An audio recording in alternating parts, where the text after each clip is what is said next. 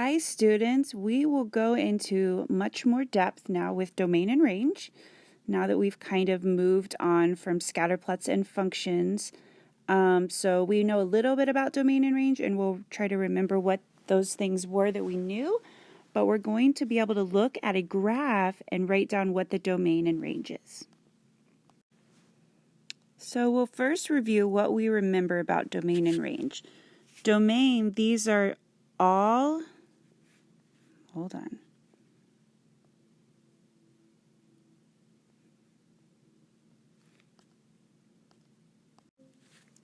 Sorry about that. These are all possible x values. And it's important that you remember that domain goes with x. Range are all possible y values.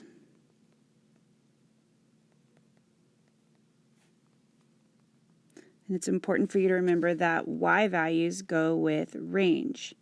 So when we're looking at a graph, the domain, because it's all the x values, we're going from the furthest left of our graph to the furthest right part of our graph. So for domain, remember domain and range will always be in those curly brackets, and I'm going to actually write it up here. Domain is going to go from left to right. Okay, and so I'll show you what that means once we start looking at a few of these graphs. Range, because it's all of the y values, we're going to actually go from the lowest y value, which is at the bottom of your graph, to the top of your graph. So once again, it'll be in these curly brackets. We'll go from bottom to top. Okay? So just to recap, domain are the x values from left to right. Range are the y values from bottom to top. There are a few other things that we're going to review and learn before we get started. You might remember this closed dot and open dot from when we were solving single variable inequalities. The closed dot has to do with a less than or equal or a greater than or equal symbol, right? And the open dot is related to a less than or a greater than without the equal sign. So we're going to be using those again. There are two types of graphs that you'll see. You'll see graphs that look more like lines, right, or curves, and these are known as continuous. And there's two types of those that we'll be looking at, and I'll point them out as we look at it. But whenever we see those types of graphs, we're going to use those inequality symbols.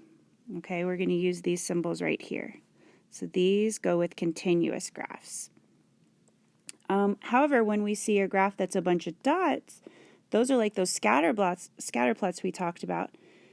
These, rather than listing all of the possible x or y values as inequalities, we're actually going to list them. So those type of graphs are actually called discrete. Yes, they're still scatter plots, but the data is said to be discrete, and we are going to list the x values or the y values. So we're going to list them, and we're going to list them with commas between them. So let's go ahead and practice some of this. So we've got a few graphs here. First of all, we're going to determine if they're a function or not, and then we'll determine their domain and range. You can determine domain and range whether you have a function or not. So that doesn't matter. So remember, to determine if you have a function or not on a graph, you're going to do the vertical line test, and if it passes, then it's a function. The vertical line test means that you only want to cross through the graph one time.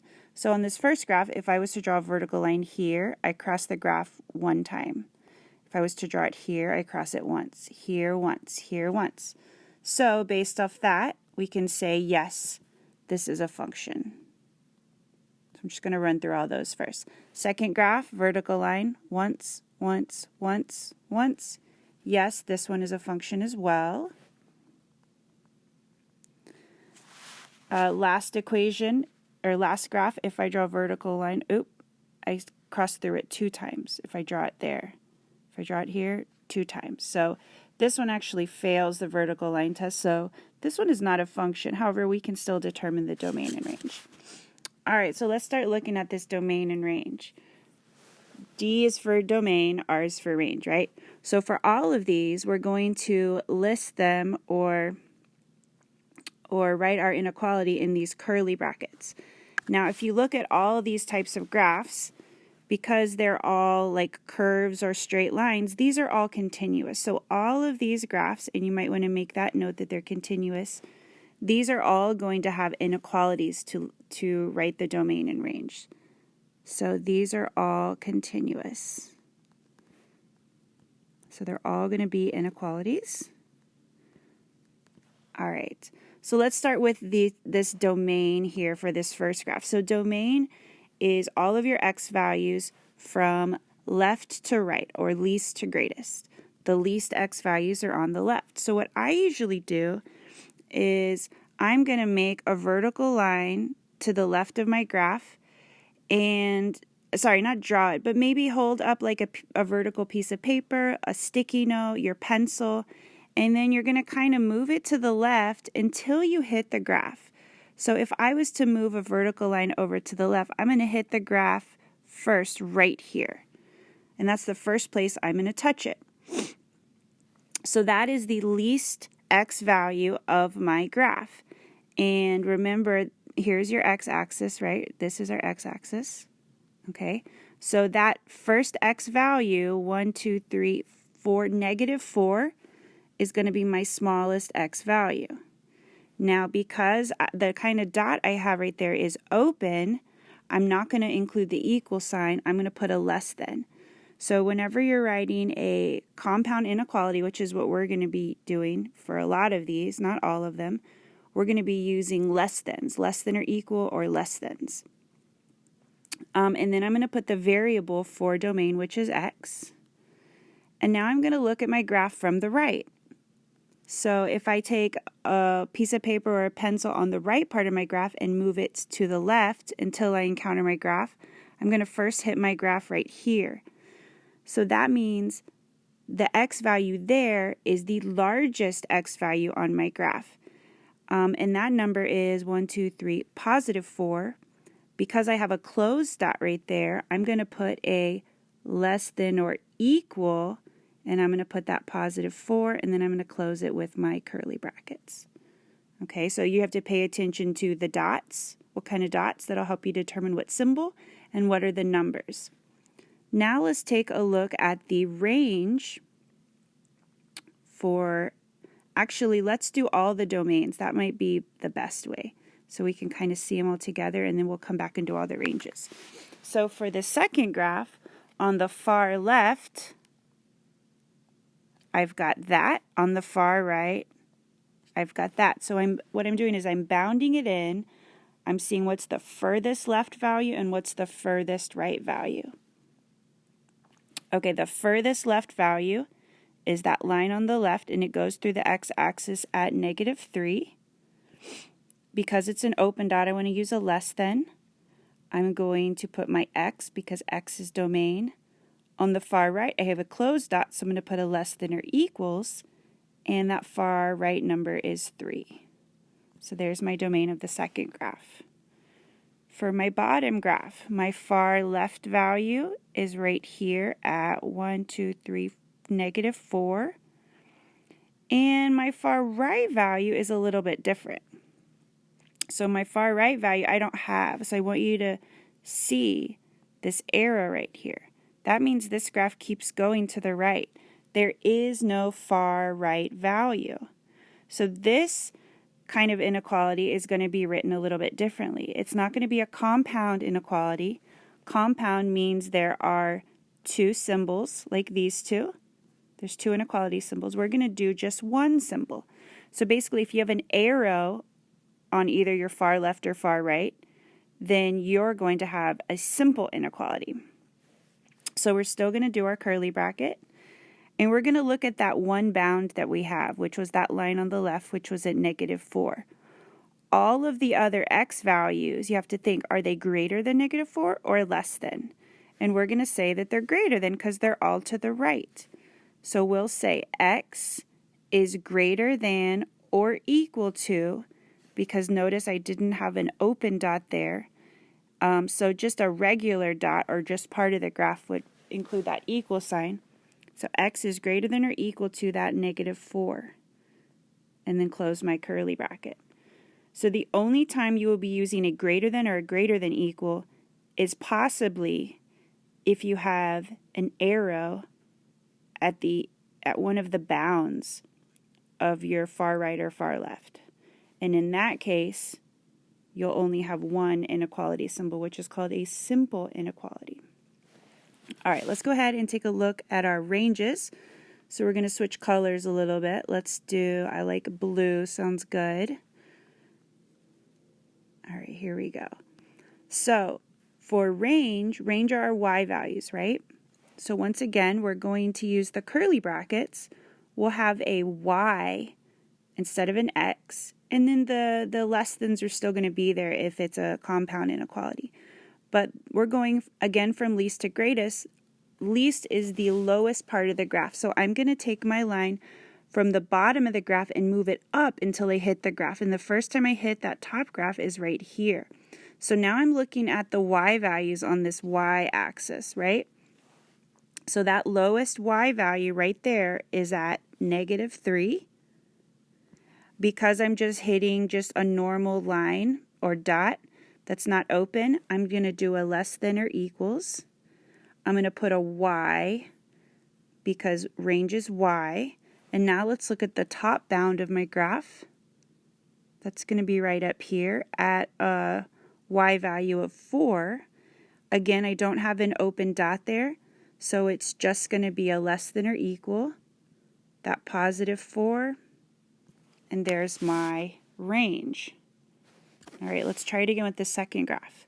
So the bottom part of my graph is right here. That's at a y value of -3, and I have an open dot, which means I don't want the equal sign. So do our curly brackets, -3. We'll just do a less than, not a less than or equal, and then I'll put a y value. The top part of my graph is bound right there at +2, and that's a closed dot, so I want to do a less than with an equal. +2. There's the range there. Let's look at our bottom graph. So the lowest bound of our bottom graph is right here at that open dot, which is at -4. And just like on its domain, there's no upper bound because my graph keeps going kind of up at an angle. So that I can't say when its highest y value is going to be because it's going to keep going up and up and up. So what I can say is all of the y values are greater than that -4 down there at the bottom. So I'll say my y is greater than, and I'm not going to use an equal sign because it's an open dot, that -4, and then that one will just be a simple inequality. All right, let's take a look at a few more. Write down any questions for any of these that you're not understanding. And if you're not printing out these notes, I want you to sketch the graph. So you should have received some graph paper at the beginning when you picked up your backpacks. I want you to use that here to help you with your notes. Just cut it out and glue it on your paper, or you can just kind of sketch it by hand. All right, we've got a few more graphs, and I also want to add a graph. So just sketch this one. We'll just sketch x and y. And then the actual graph itself, I just want you to do like a line, just like a linear function, okay? Nothing fancy. My line's a little wavy. So we'll still ask ourselves the same questions. Is this a function? And then we'll write the domain and the range. So I just want you to add one more example. All right, so just like before, let's go ahead and we'll start with the range. Sorry, the domain. No, let's start with, do we have a function or not? So let's take a look at this top graph. If I was to draw a vertical line, crosses it once, once. I do see that it keeps going forever and ever but it's going at an angle. It's not going completely vertically. So it does look like this one is a function. So yes, this is a function. All right, the second graph. So this is a scatter plot. And this would be what we consider as discrete. So I'm going to write discrete here to remind us. So the domain and range will look a little bit different when you have dots. It'll just be a list rather than an inequality. That top graph was continuous, and this bottom graph, of course, is also going to be continuous. But let's go back to determining whether it's a function or not.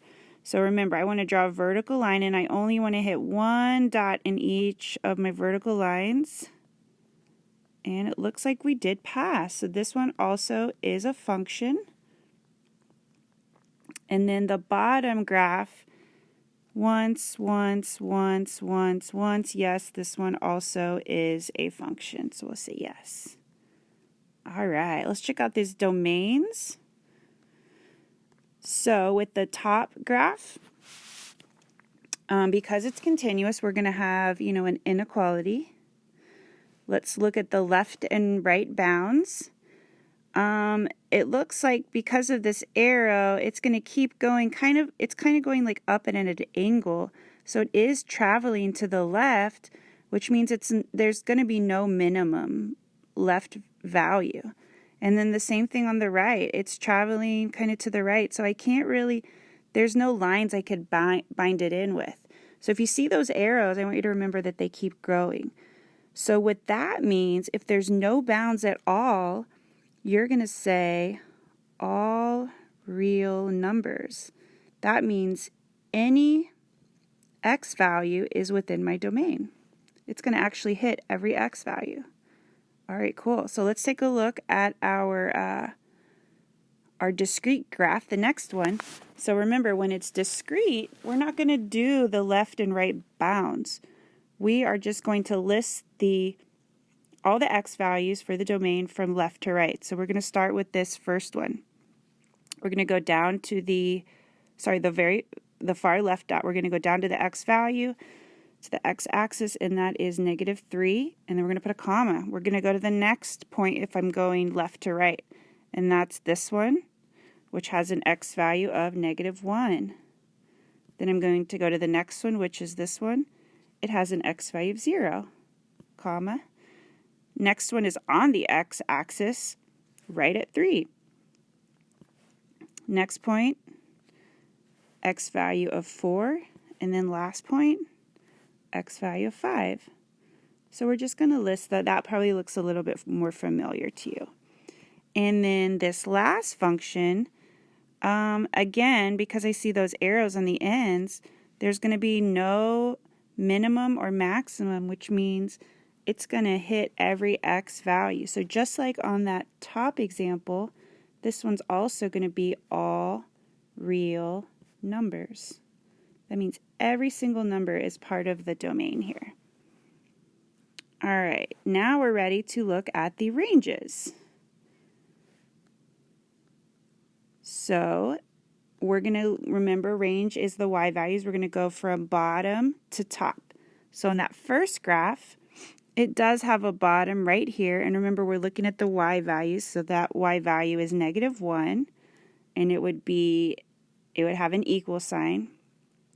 But my arrows that kind of go up into the right and left at the top means that there's no bound I can have on the top. So if I have just one line on my picture, one bound, that means it's going to be a simple inequality.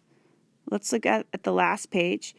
Notice when I had, and I'm just going to show you something really quick here. Notice when I had two lines like this and this, I had two inequality symbols. Two lines like this and this, two inequality symbols. Look at the bottom graph. One line, one inequality symbol. One line, one inequality symbol. So that might also kind of help you. So since I have one line, we're going to do one inequality symbol for this range. So that bottom y value is -1, and all other y values are greater than or equal to that -1. The reason why we want the equal sign there is because we do not have an open dot. All right, let's take a look at our discrete graph, the ones with just the dots.